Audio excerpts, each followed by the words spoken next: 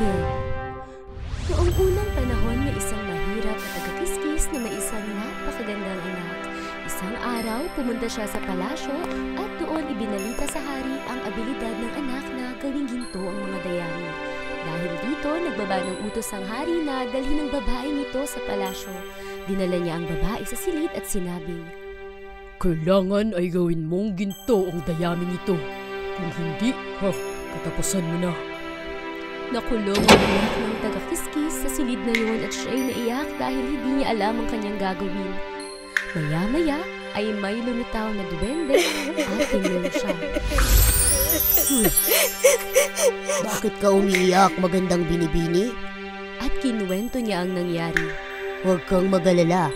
Kaya kong iikot ang lahat ng dayaming iyan at gawing ginto. Pero ano ang ibibigay mong kapalit? Sa iyo na lang ang kwintas ko. Nagawang gawing ginto ng duwende ang lahat ng dayami. Nang makita ito ng hari, ay siya'y namangha. Lalo pa siyang naging makasarili kaya dinala niya ang babae sa mas malaking silid na puno ng dayami at sinabing, "Gawin mo itong mga ginto dahil kung hindi, ipapapatay kita." Kaya nakulong ulit ang babae roon at muli siya ay umiyak. Lumitaw ulit ang duwende at sinabing, Tahan na binibini kapag ikay natulungan ko muli, ano ang ibibigay mong kapalit? Binigay niya ang kanyang gintong singsing at muli ay nagawang gawing ginto ng duwende ang lahat ng dayami. Sa ikatlong umaga, tuwang-tuwa ang hari nang makita ang mga ginto. Ngunit dinala naman niya ngayon ang babae sa pinakamalaking silid na may pinakamaraming dayami at sinabing, "Kapag ito'y hindi mo nagawang ginto, ikaw ay magiging asawa ko. Kay swerte ko talaga." Nakulong muli ang babae at siya'y napaiyak na naman.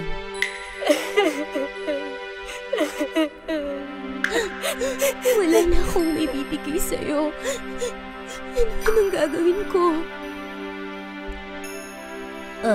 Ganito na lang. Ipangako mo sa akin na ibibigay mo ang panganay mong anak kapag ikay naging reyna na.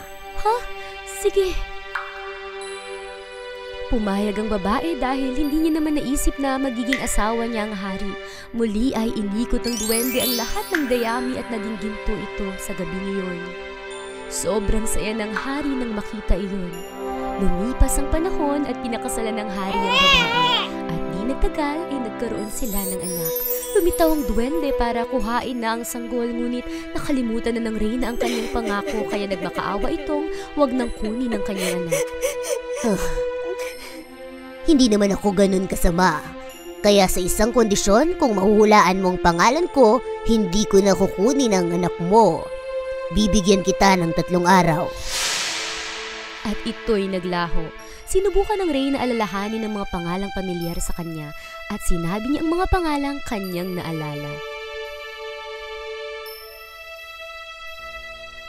Siguro ang pangalan mo ay Timothy, Benjamin, Jeremiah. Pero ang lahat ng sagot nito ay hindi niya pangalan. Kinabukasan ay inatasan niya ang kanyang mga kawal na libutin ang kanilang bayan at alamin ang mga pangalan ng mga tao. Sa gabing iyon, bumalik ang duwende ngunit hindi pa rin mahulaan ng reyna ang pangalan nito.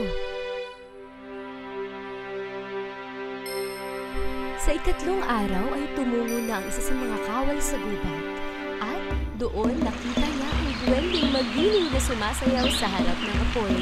Kumakanta rin ito.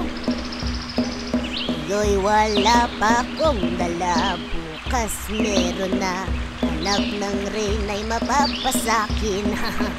Buti na lang walang may alam na pangalan ko ay Rumpelstiltskin.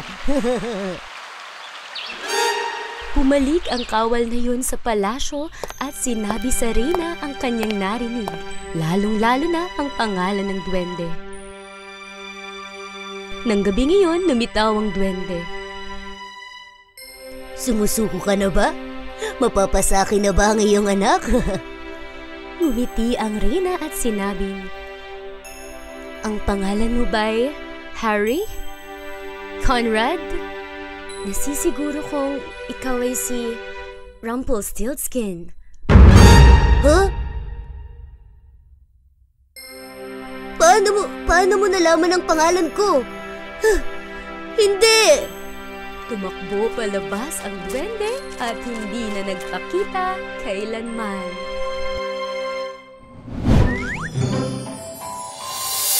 Gusto niyo pa ba ng maraming kwento? Mag-subscribe na sa aming channel, imbitahan mo na rin ang iyong pamilya at mga kaibigan at sama-samang mag-enjoy sa Magic Box Filipino, kung saan puno ng kasiyahan at pagkatuto.